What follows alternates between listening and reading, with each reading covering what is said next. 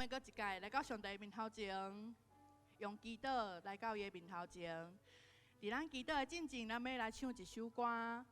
这首歌咱真熟，应该真熟，但是伊的歌词无啥共款哦。这歌词甲较早无啥共款，所以咱来看者吼。好，咱做伙来念好啊啦吼，来暖身一下，咱来念今仔日的歌词哦吼。预备来。我用祈祷来到主面前，我要专心找求你，放下自尊、骄傲的心志，独独要归向你。当我祈祷的时，我切切恳求你，举手所做的超过我心所求。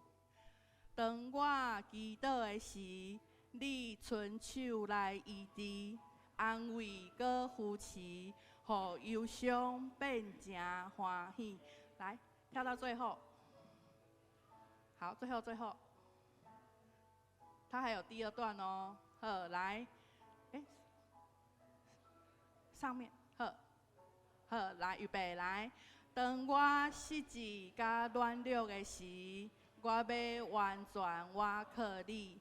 用你慈悲圣手来扶持，引带带领无延迟。当我祈祷的时，我切切恳求你，你手所做的超过我心所求。当我祈祷的时，你赐气力勇气，拯救万百姓，互万国拢归向你。好，咱来唱一届哦，对头哦。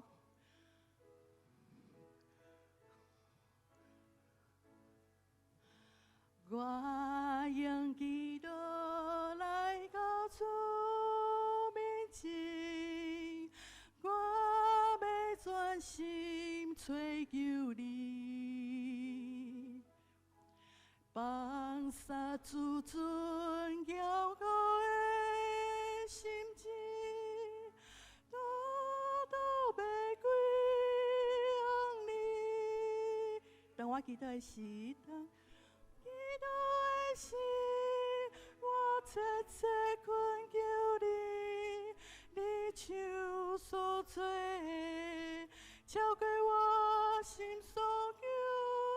当我祈祷的时，你伸手来医治，安慰搁扶持，互忧伤变成欢喜。对头来，我用祈祷来到主面前，我要专心找求你，放下自尊骄傲的心志，独独要归向你。当我祈祷的时，我切切恳求你，你手所做的超过我心所求。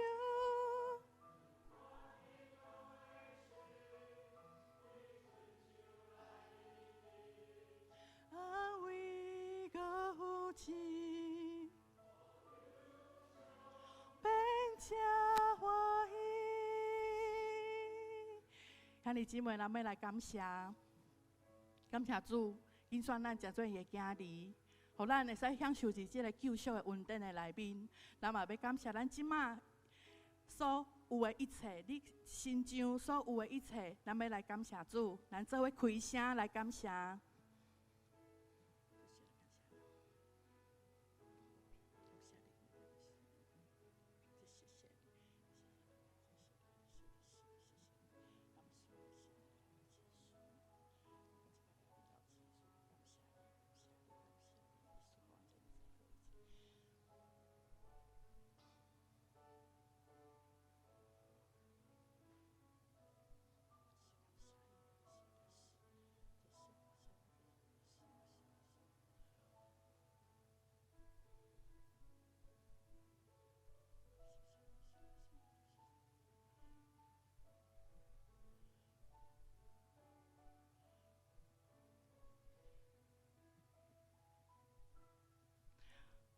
创造万物，搁互人有人有生命的主上帝，阮感谢你，感谢你收拾阮生命，互阮即个生命会使来回应你，阮即个生命会使荣光你的名。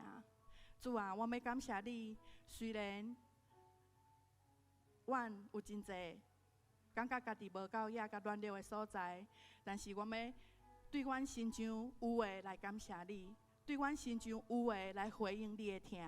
主，阮感谢你，感谢你遮尔啊疼阮，互遐尼侪遐尼姊妹，佮受着你的感动，来到你的施恩宝座前来敬拜你，来学乐你。主啊，这是偌尼啊奇妙的代志。主，阮感谢你，愿感谢的座，感谢的声，伫阮的即个礼拜堂一直唱出来，一直讲出来，互即个礼拜堂充满感谢，互即个空间充满主你的恩典伫阮的内面。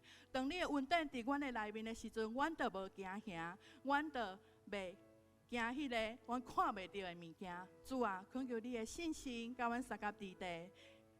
兄弟姊妹，咱继续要来到上帝面头前来恳求伊的赦免，恳求伊赦免咱的软弱，赦免咱的无够野，恳求伊的信心来帮助咱，伊的保护搁一届甲咱洗清，咱做伙伫上帝面头前来认罪悔改，咱开声来认罪。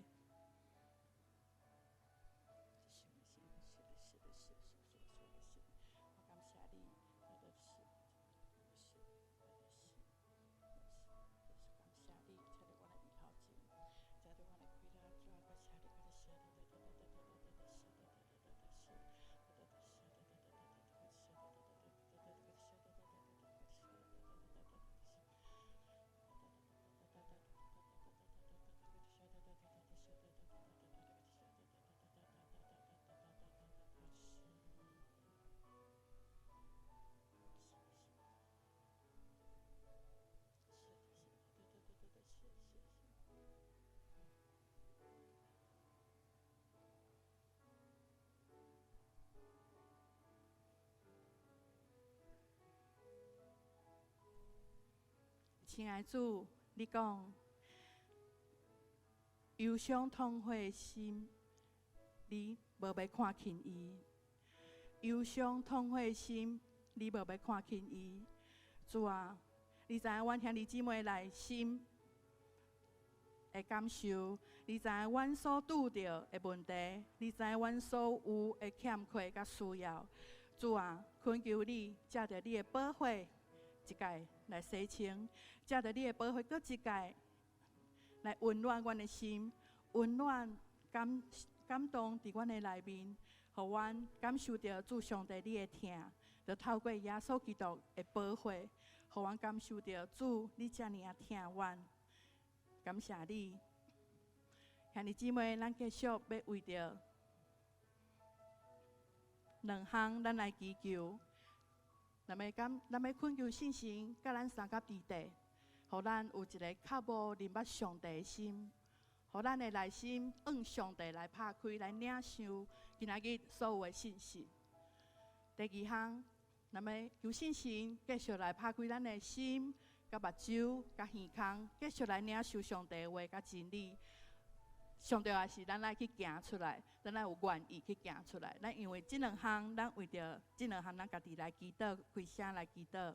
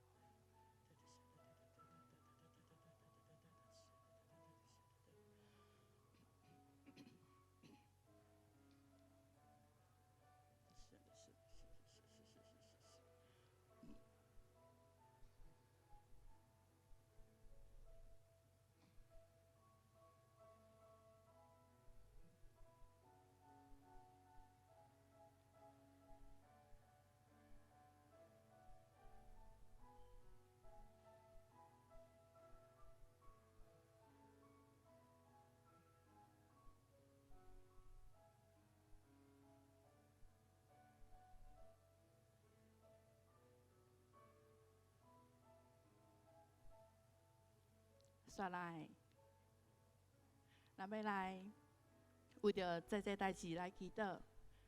第一项，咱要为着国际，吼，咱的新闻、咱的报道，你拢会使看到，遮个无公义的代志、妖恶、战争、难民，佮即马咱上惊吓的。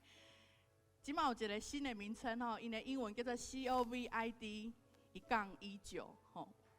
咱遮个代志，咱为着遮个代志来祈祷。咱嘛为着咱国家的首领、牧师、咱公司的上司，才会来祝福祈祷。第三，咱嘛要为着上帝国的福音，会使来传、来骗传、来祈祷。咱嘛要为着咱的兄弟姊妹辛苦白疼的、忍心倒退、心灵不安的、精神有受到搅扰的，吼，也是讲足侪你阁知影的，但是我无写起的，你知影，咱着为遮来祈祷。咱做伙开声为遮来祈祷。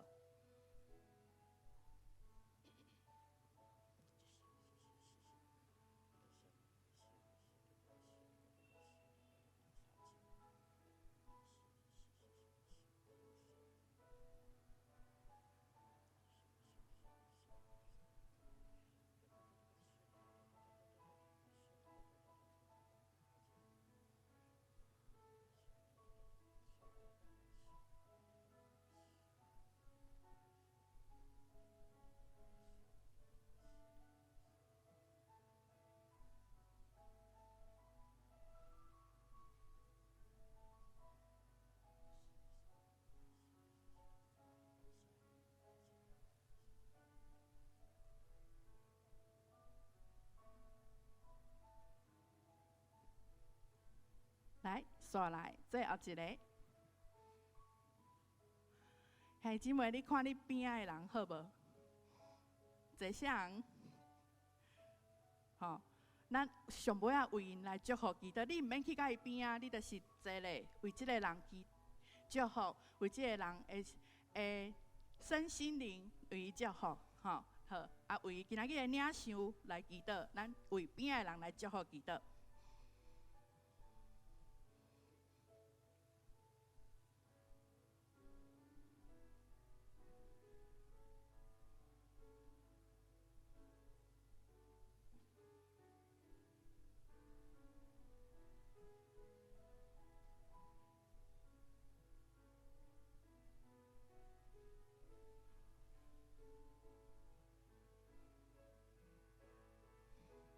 来，咱最后个来唱这首歌，咱要用选歌来唱哦。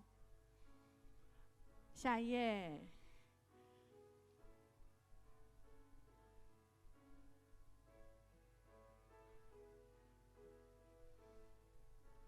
来，当我是一个乱了的心，我要完全我靠你，让你慈悲成就咱夫妻，因错大领无缘地。当我祈祷的时，我切切恳求你，你手所做的，超过我心所求。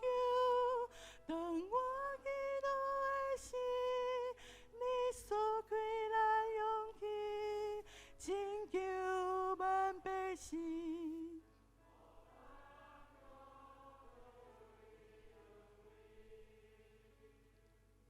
亲爱的主，我感谢你，愿阮今仔日的祈祷，愿阮今仔日伫你面头前所摆列的一切，拢互你欢喜，拢互你来感纳。愿阮每一个兄弟姊妹的性命，会当荣光你的名，带万民万国来归向你，来看见主，你是遮尔啊好，遮尔啊水，遮尔啊宝贵。愿阮今仔日的一切，头到尾你拢感纳。愿咱的祈祷奉主的名求，阿门。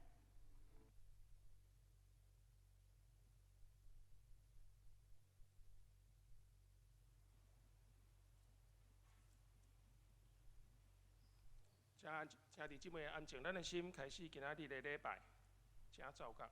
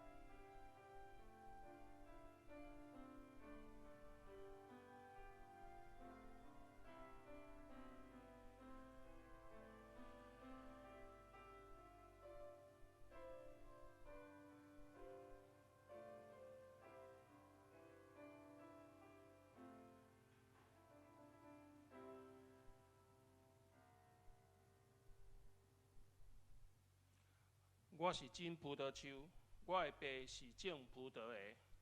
咱三甲来吟圣诗第3首，阿伯兰的上帝。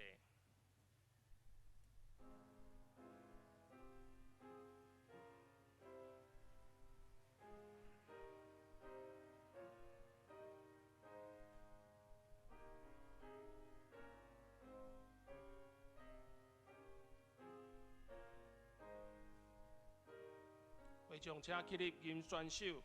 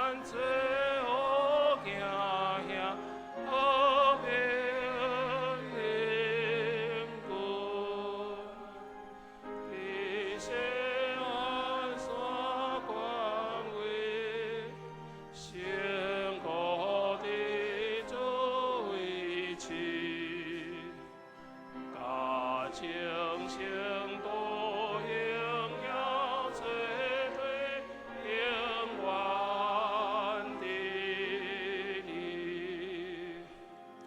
全体胜利天国，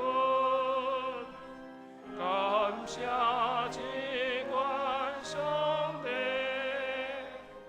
我若要行圣贤之准，风赞万世。我若来做上帝，我也当写来予。万灵为阳荣归天的照耀。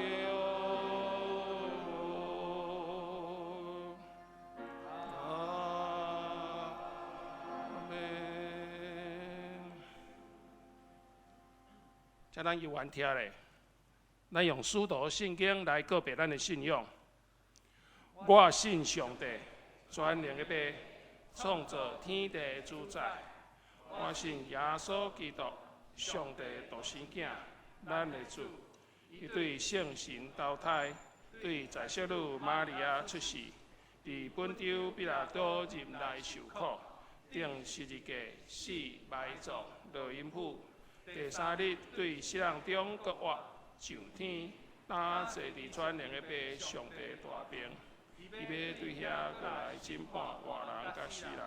我信圣，公道的教会，信徒的相通，最赦免肉体过我，永远的活命。阿门。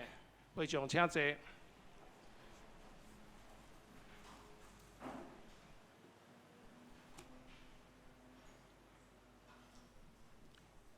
咱来读今仔日的启示文，详细是罗马书第10章。你若用嘴宣认耶稣是主，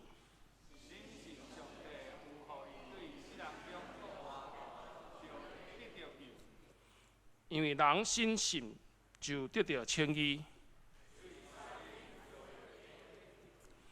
圣经有安尼记载。犹太人甲外邦人拢无差别，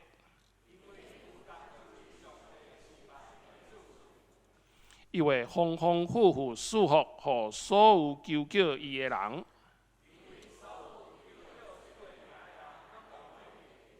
毋过因拢无信伊，哪会求叫伊呢？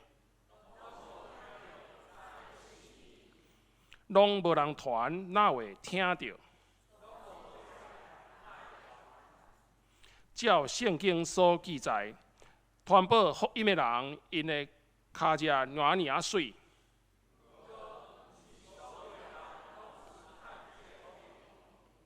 以赛亚讲：主啊，什么人信阮所传的信息？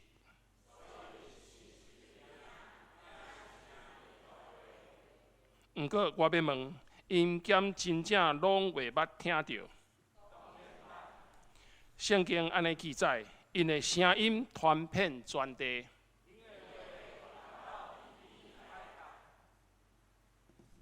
咱三个额头祈祷。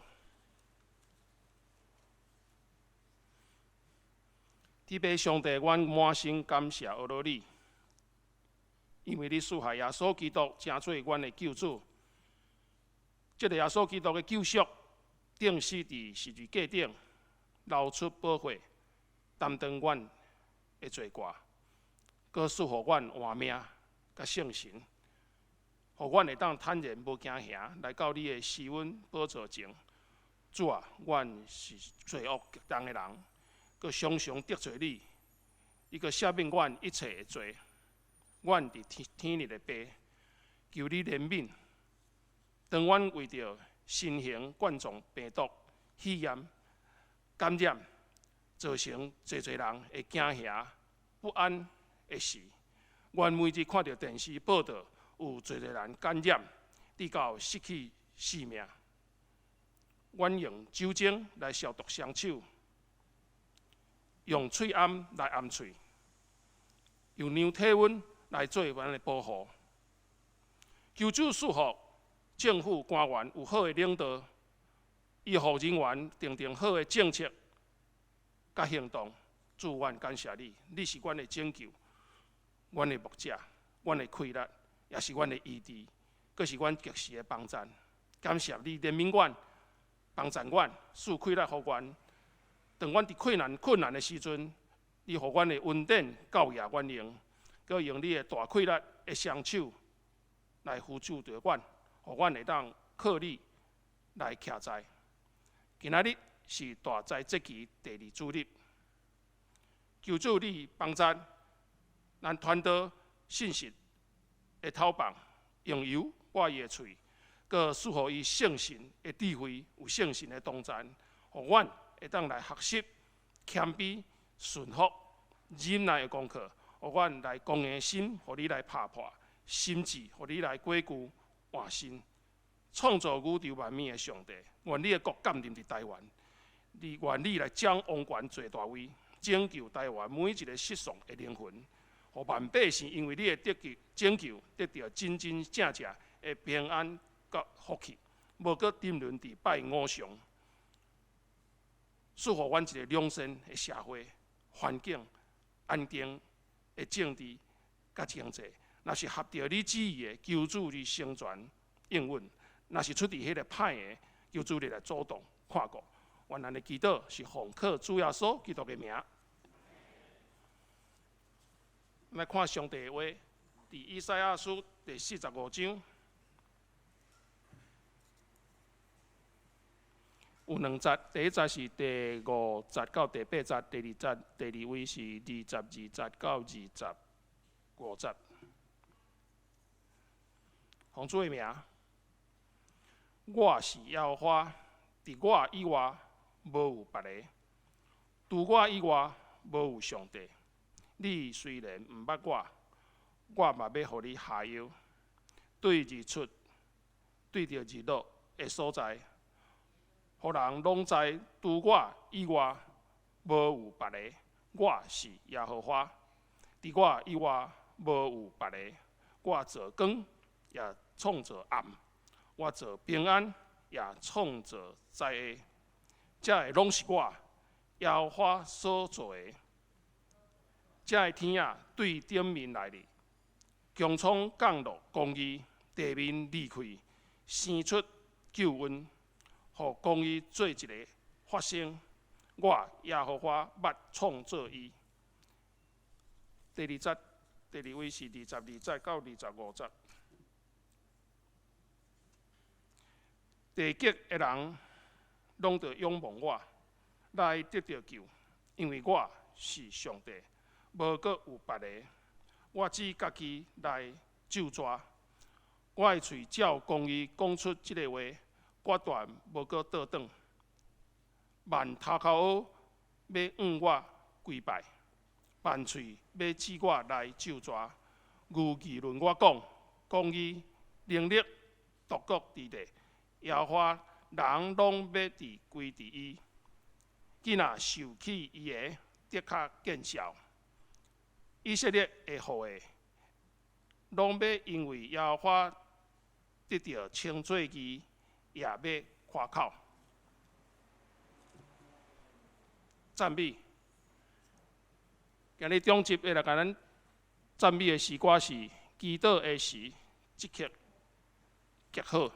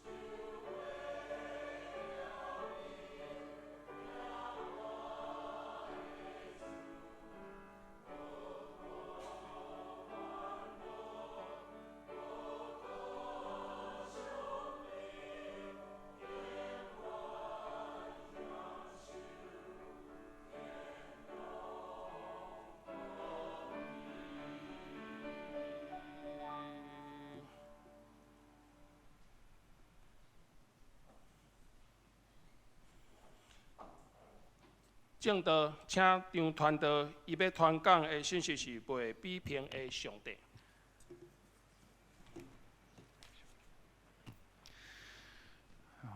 弟兄姐妹平安。在我今天开始分享之前，有一个特殊，今天分享的这个状况有点特殊，要跟大家说明一下。是这样的，就是照台南神学院的安排，我们应该是3月15号，也就是下礼拜，会做这个台南神学院的奉献主日的请安报告。那我们的牧师陈根志牧师，他在照理讲是3月15号，就是下礼拜这一天，他要代表台南神学院到另外一间教会去请安报告。不过呢，根志牧师要去的这间教会没有办法在下礼拜这个时间配合根志牧师的这个服事，那所以他们就请根志牧师要在这个礼拜，也就是今天3月8号，去到他们的教会做请安报告。所以才很不得已，就是临时我在今天做讲道的分享哈。那我们再来是说，我们都知道牧师在今年度透过讲道的分享，一直在帮各位做所谓的领袖培训的这个课程，所以牧师他每个礼拜的讲道的主题都已经制定好了。所以我今天所分享的这个讲道的内容是牧师他已经写好的一个讲稿哈，所以待会我会以牧师他所制定的这个讲章内容来跟大家分享。所以那这个部分很抱歉，就是一个很临时的一个状况哈，我们都没有办法去做什么改变，所以是一个不得已的状况哈。这是第一点。那第二点是说，因为这场是台语场，那根志牧师他也很体贴的写给了我他的台语的讲稿的内容，也有录音档给我。可是我练习了一下，我发现我跟根志牧师的这个台语的程度实在是差太远了哈。牧师对我实在是没有办法模仿他的台语哈，大家都知道我台语的程度，这也不是什么秘密哈。我要模仿他，一定是很四不像哈，所以很抱歉，我待会会以华语的方式跟大家分享。所以以上这个说明是我们这个礼拜讲到分享上面一个特殊的状况，那请各位弟兄姐妹真的是多包涵哈，不好意思。好，那我们就重来一次哈，弟兄姐妹平安。各位弟兄姐妹，我们今天所要分享的这个经文内容实际上是整个以赛亚书的45章的内容，但由于整个45章它的内容非常的多字数分量都很大，所以我们才挑选了在5到8节，还有22到25节，作为今天讲到分享的这个主题所以我们虽然是这样，那我们期待大家待会在分享的同时，我们也把我们的圣经可以放在手边那我提到哪一段经文，各位也可以把那一段的经文在你的手边的圣经可以拿出来可以边阅读边听我们的分享。好，那在分享之前，我们一起来祷告，来祈求上帝。创造一切还有掌管历史的上帝，谢谢你在这个时代呼召我们，将传福音的任务托付给我们。愿你的话语再次的来提醒我们你是一位独一无二的主宰。愿你激励我们学习你的独生爱子耶稣基督的榜样，来吸引人，带领人来到你的面前，来宣认对你的尊敬，用敬拜用赞美来表达对你的效忠。主，愿你的灵亲自的来感动我们，启示我们，使我们看见生命的亮光。我们如此祈求仰望祷告，是奉靠我主耶稣基督得胜的名求，阿们。以赛亚书的第45章是上帝透过先知对以色列难民的一个安慰与激励的内容。而上帝在他所发出的这个拯救的预言当中，同时也对全地全世界发出了一个很特别的邀请。这个邀请是什么呢？我们来看一下22到23节我来读给大家听。全世界的人你们归向我就得救，我是上帝，再没有别的。我讲真理，我的应许永不改变。我指着我的自己生命来发誓，人人要向我屈膝下拜，众口要宣誓对我效忠。上帝邀请世人来归向他，向他敬拜，是要承认他才是唯一的上帝。当然，上帝在此向全地发出的邀请，是要等到一个时机才开始。是什么时机？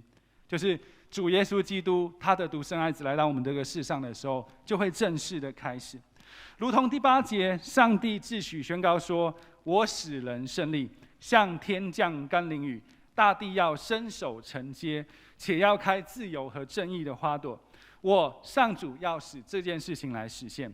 上帝要表达的是说他要成就公义跟救恩，不仅是临到当时的以色列民身上，还要像天降甘霖下雨这样的一般，使他的公义跟救恩降临到整个全地，并且他的仆人也不仅只是拯救以色列的波斯王古列，还有一位仆人很重要，就是我们的主耶稣基督，他牺牲自己的性命，成就公义与救恩。这位仆人主耶稣基督，他的救恩是要遍及全地的。如今我们的教会承接了这项任务，也要在主耶稣的差派之下，向全地传福音。所以我们要很清楚知道，上帝发出这个邀请的目的，就是一个期望。这个期望是什么期望？他期望万国万民都来敬拜他，并且承认他才是唯一的主宰，唯一独一无二的上帝，除他以外没有别的神。当然，这就算对我们基督徒而言都很有挑战性，因为这项任务的本身就带有对其他宗教有很强烈的排他性，甚至我们本身是否能活出上帝是独一无二的这个生活生命的形象，对我们来说都是极具挑战的。既然上帝所发出的邀请是要万国万民向他敬拜，那教会本身就要先从敬拜赞美这件事情来做好。我们在这里所说的敬拜赞美，不只是一个礼拜的模式，而是一个崇拜的态度。既然以全地都以归向上主为我们的终极目标，我们自身当然要先成为典范。当时的以色列民就是没有对上主存敬畏的心，以为有外在的仪式就等于敬拜，却没有心灵跟诚实。弟兄姐妹，如果没有心灵跟诚实的敬拜，我们就不可能带出敬虔的生活。我们自然而然无法在这个充满试探的世代，将自己分别为圣。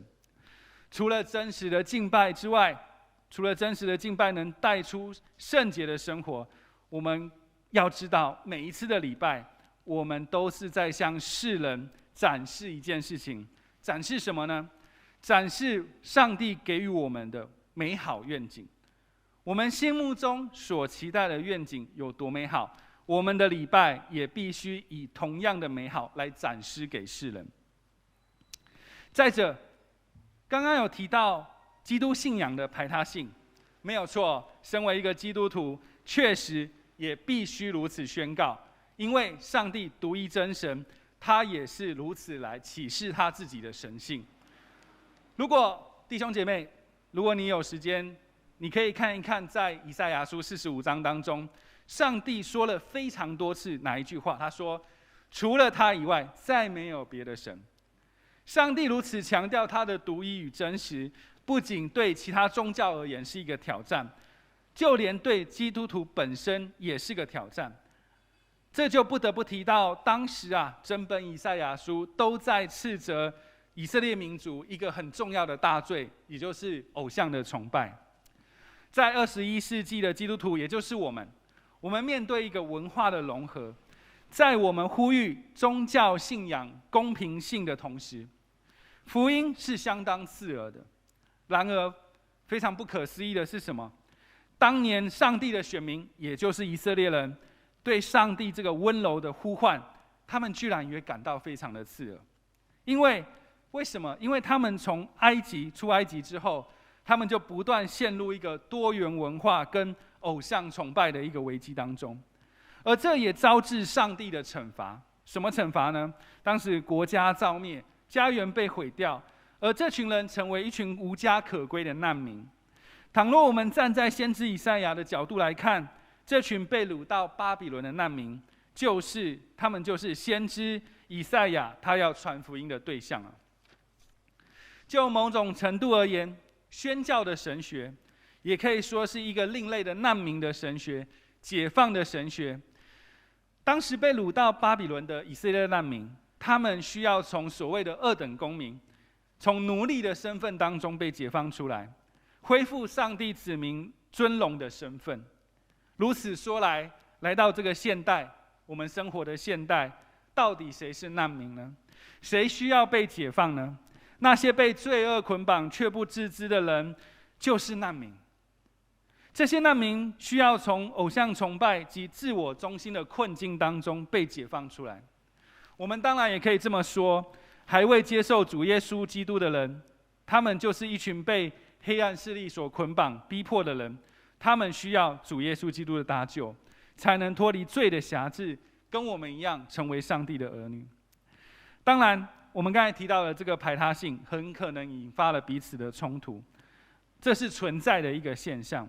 而既然基督信仰被现代人定义为多元信仰中的其中一支，就因为如此，我们更应该秉持基督爱的精神。我们在传福音的时候，必须用谦虚、客气、尊重、宽容的态度，建立一个与人有良性互动的桥梁跟平台，让人享受在自由与平安的款待当中。我们也祈求圣灵自由的运行，让圣灵亲自来感动人心，触发人的良知，使人的心智能够明白过来。当年主耶稣基督离开我们之前，到天上之前，他呼召我们出去传福音，要我们出去遇到了所谓的新肢体，所谓的慕道友，我们只能发出邀请，而不是使用任何强硬的手段来威胁、来利诱。上帝虽然主动对人发出邀请，但是我们都知道，我们的上帝从来不勉强人。假如备受宠爱的以色列人都拒绝了主耶稣基督的邀请，那更不用说那些从来没有听过福音，甚至是带有敌意，或是已经有一些先入为主观念的人，他们也很可能会拒绝我们。假如当时的波斯王古列懂得用怀柔的政策来治理他侵占的国家，那上帝岂不用更温柔的态度来邀请他所预定的拯救的人吗？而上帝这份温柔还需要一份亲密关系来配合。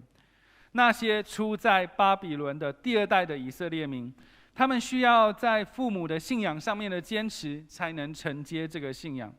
而我们也需要装备新进的信徒，使他们成为门徒，好让他们回到家族去传福音。当然，回过头来，我们自己也要先带我们的家人来到教会，把福音也传给他们，要不然这是没有任何说服力的。我们努力用心的传福音，期待万国万民都向上帝跪拜，尊崇我们的上帝，向上帝宣誓效忠。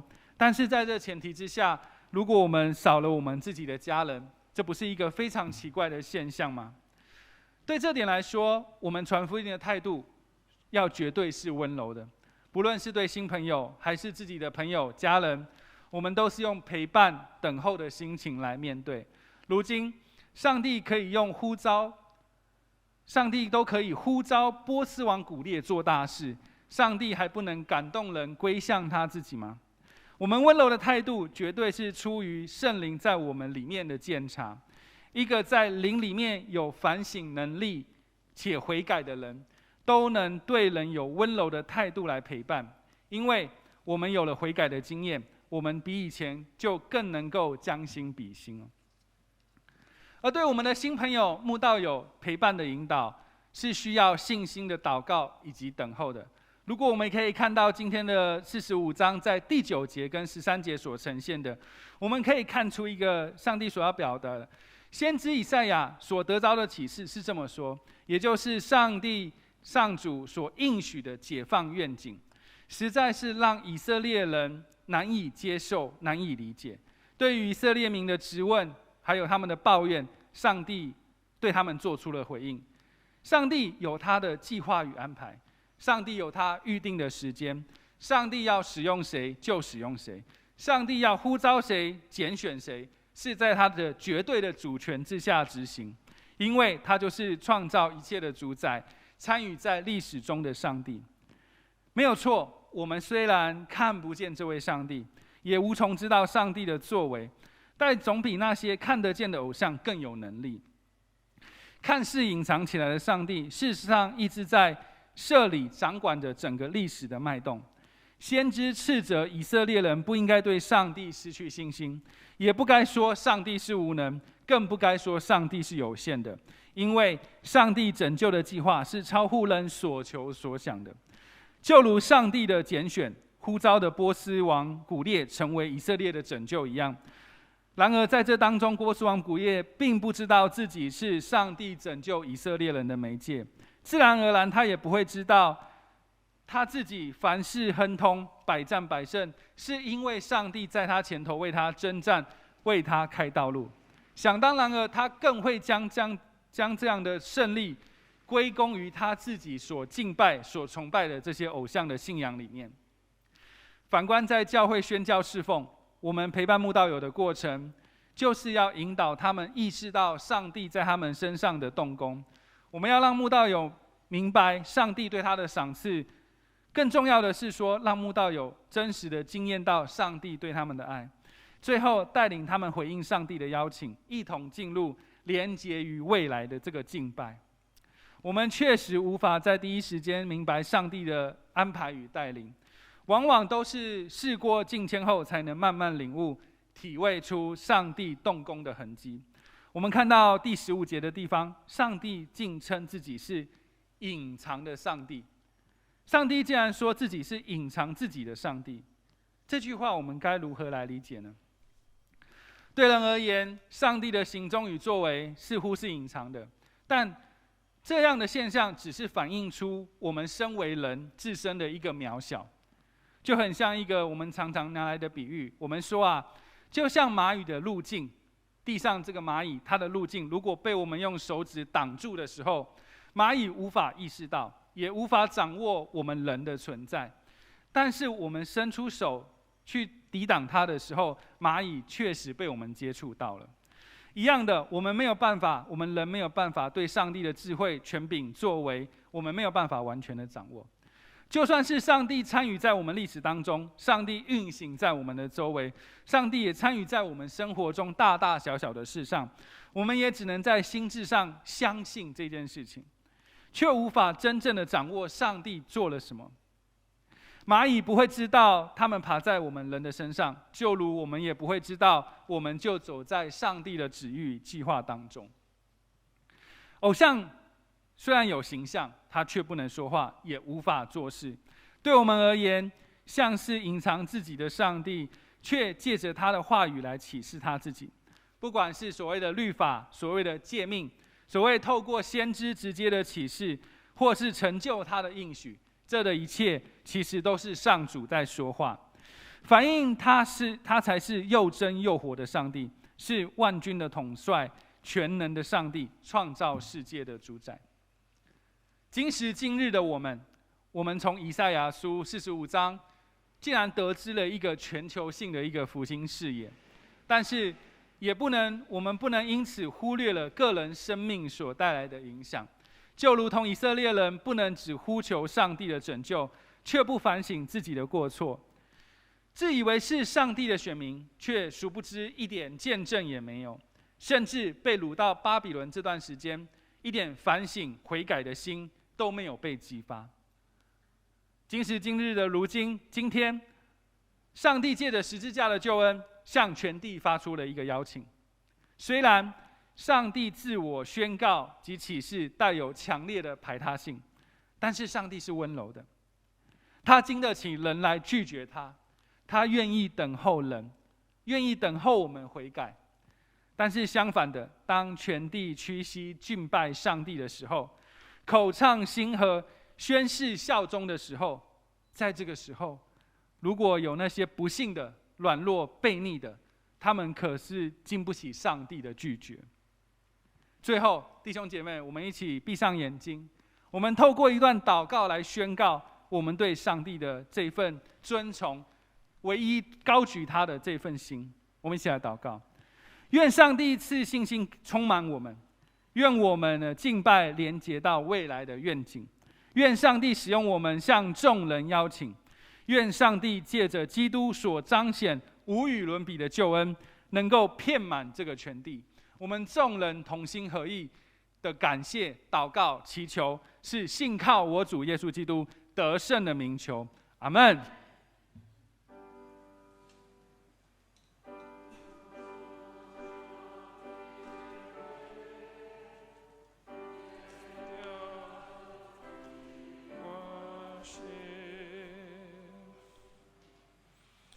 咱萨甲来吟圣诗470首。换命源头万国主宰。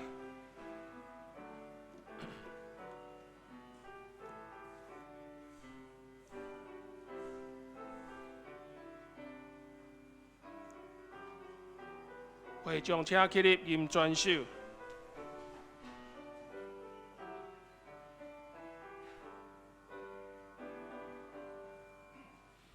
我命源头万国主宰，也真和平，红的心变做红，就当一切三甲为唱。这个林家高迎这气候，永远和平最有。你大听听着熬这道，今日关超过思想，安尼看唱就空间，安尼亲母因总宝贝。透过基督找着和平，完成世界的主行程。各真人人抱的梦，带去照我是会听。新的天甲新世界，上帝高应阮要来临。公主和平的对主耶稣，和世界相分的以后，请坐，奉献，请陈秋信、林富祥执事。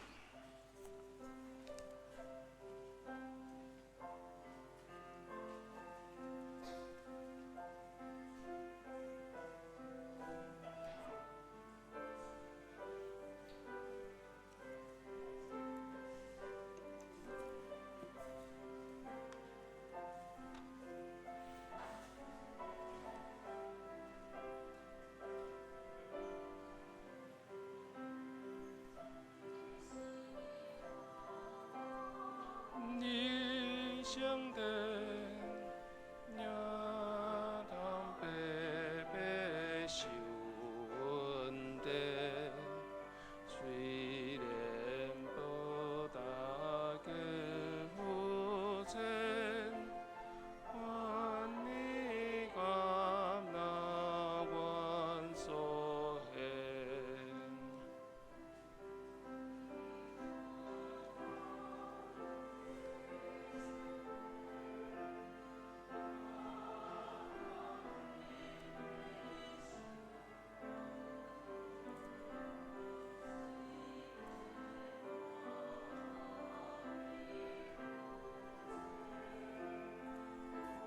会众请起立。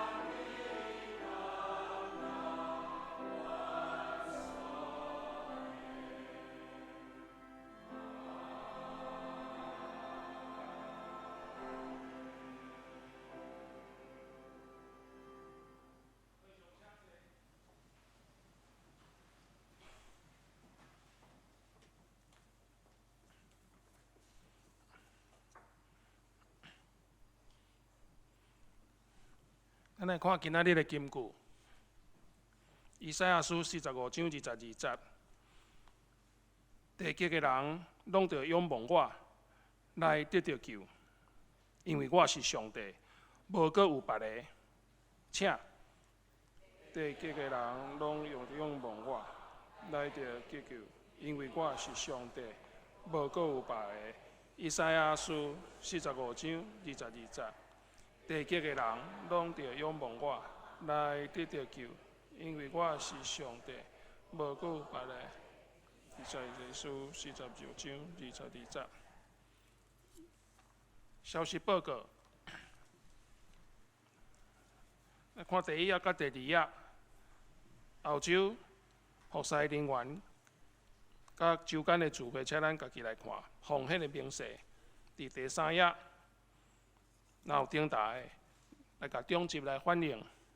消息报告，本周日下晡1点，伫701教室来召开教育部会议，请部员参加出席。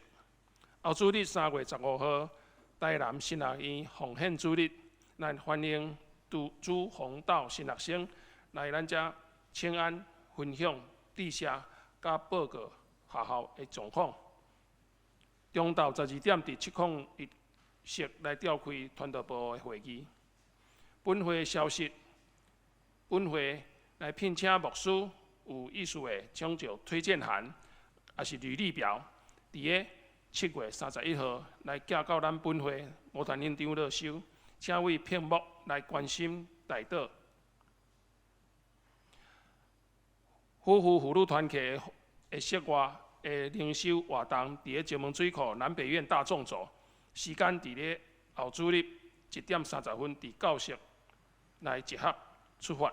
咱要报名的，请向朱美玲、齐静文姊妹来报名缴费。咱掀过来，合作社伫今仔日礼拜了后结束，伫701教室来召开合作社理干事会，请理干事来出席参加庆生会。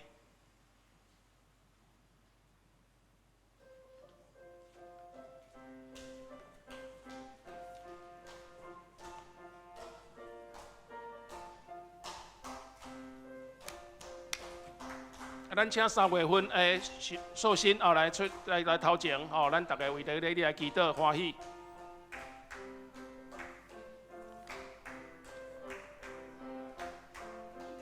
林章茂、赖秋美玉、陈碧莲、陈光勋、苏丽美、吴传新、张玉燕、许和南、林春美、彭家福、张春燕、李明霞、徐林、陈雪燕、黄文义、刘生祥、蔡丽凤、陈之琳、穆桂英、赖美莲、杨淑芬、王丽泰、张怡君、于美莲、张丽珍、陈碧莲、傅启芳、李宏祥、梁志平、刘应宏、刘英浩、何玉玲、陈嘉涵、黄丽萍、林哲颖、张敏轩、赖正、罗应竹、黄伟霆、吴和谦、并微笑、刘如新、李玉柔、任珍妮、陈瑞香、许安训、陈春林、范明燕、邱怡琪、明韵如、洪玉锦。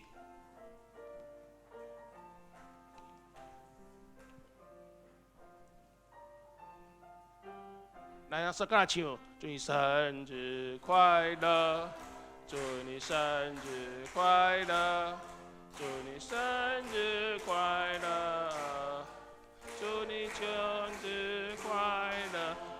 请团队来为寿星来祝福祈祷。我们一起来为我们今天的寿星来祝福祷告。天父上帝，我们感谢你。我们身为一个基督徒，我们不只是在这个世上有生日，我们在属天的国里面，我们也有一个新的生日，就是我们得救重生那一天。主，我求你将这样的得救重生的恩典，再一次的加在我们当中每一位寿星的身上。主，你不只是加在他们身上，因为你曾经应许过我们，你说一人信主，全家就要得救。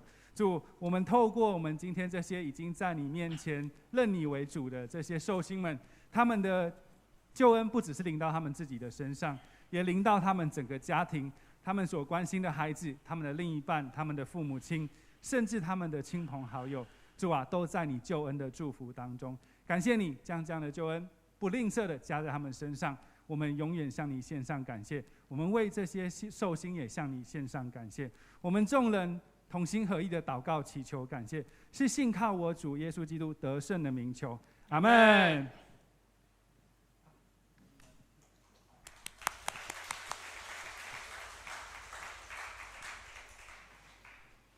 补充报告来，传道。弟兄姐妹平安。我们今天当中有一位游淑慧姐妹，请问您在？好，我们一起鼓掌欢迎她。好，请坐，请坐。好，欢迎有姐妹来到我们的教会，欢迎你常常来跟我们聚会。好，补充报告。好，上扬397首。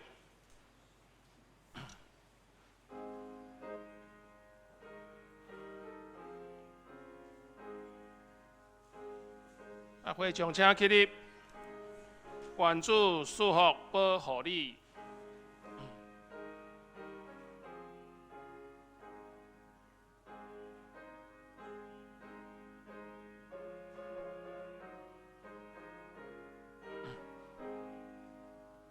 愿主赐福保护你，愿上帝